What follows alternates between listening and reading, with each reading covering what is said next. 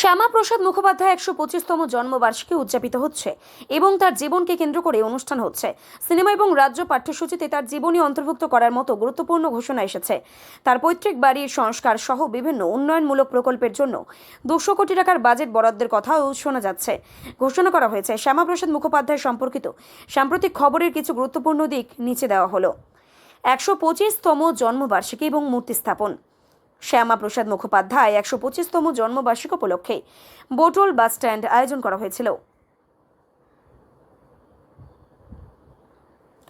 যাতে বিজেপি সমর্থক উপস্থিত ছিলেন। দক্ষিণ ২৪ পরগনার বিধায়ক অগ্নিশ্বর নস্কর 4U এর কিছু বিশেষ কর্মসূচি চালানো হয়েছে।